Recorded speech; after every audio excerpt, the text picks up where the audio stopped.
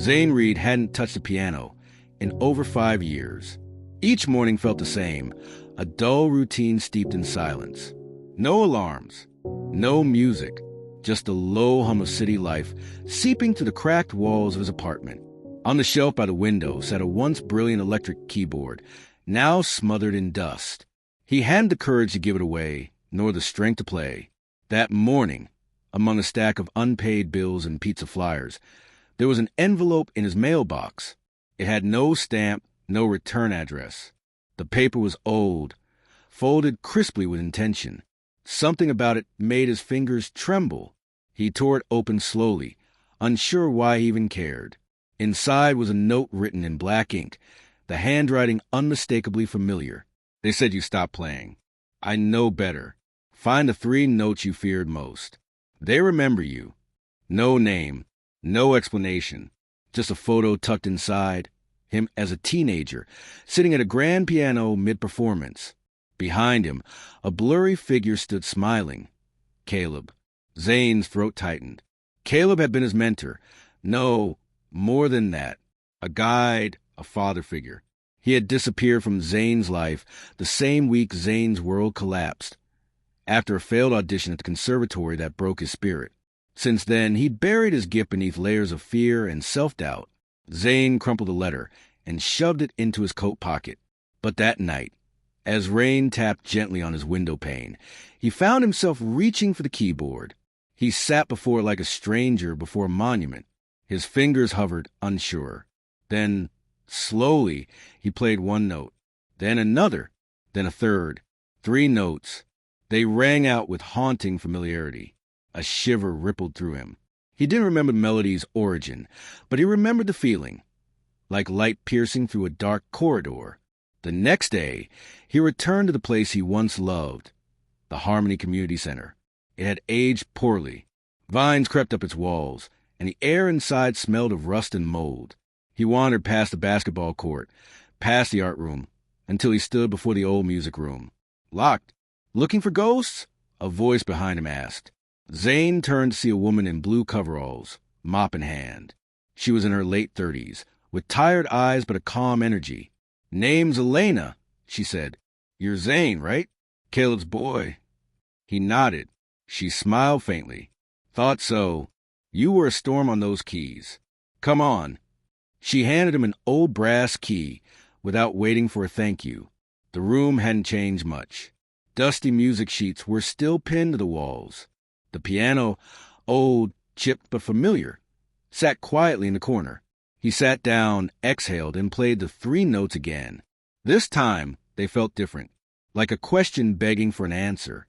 Later that evening, as he walked the street alone, he passed a small gathering outside a local cafe. An open mic night. Drawn by impulse, Zane stopped to listen. A teenager was on stage, rapping nervously. He stumbled midline and froze. The crowd chuckled. He muttered something under his breath and ran off stage.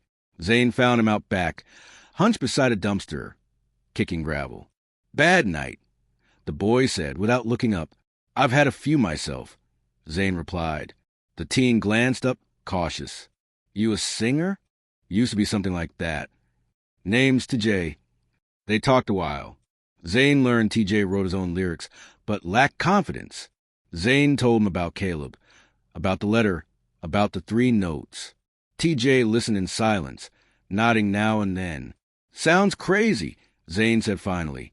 "No," TJ replied. "Sounds like music finding its way home." They began meeting weekly in the old music room. Elena joined them. Sometimes reading poetry she'd scribbled on the backs of receipts. She confessed she used to write lyrics, even helped Caleb pen a few songs. They called themselves the Echo Room. Misfits bound by silence, learning to make sound again.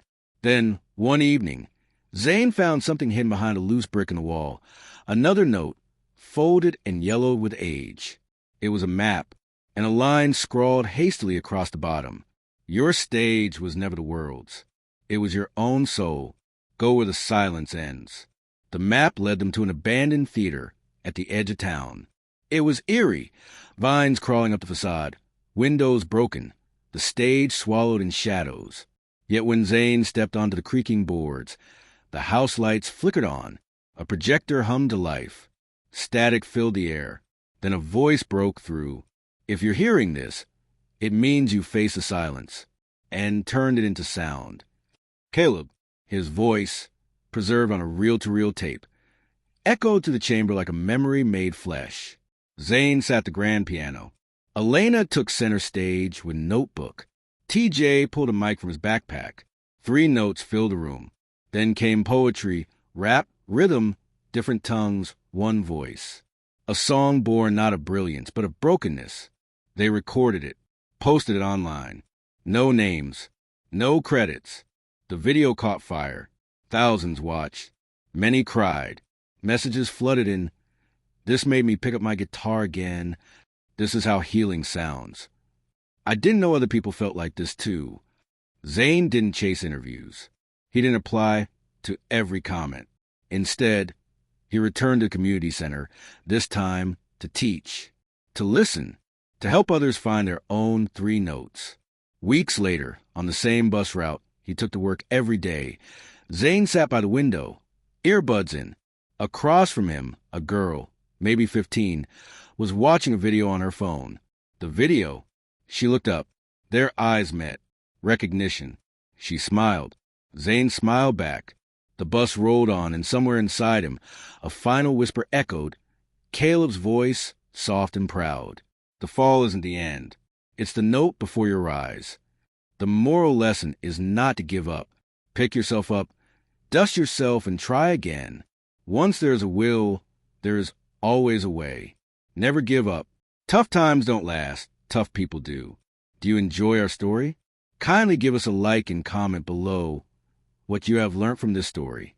Also, subscribe to our channel to encourage us to bring you more motivating stories. See you in the next video.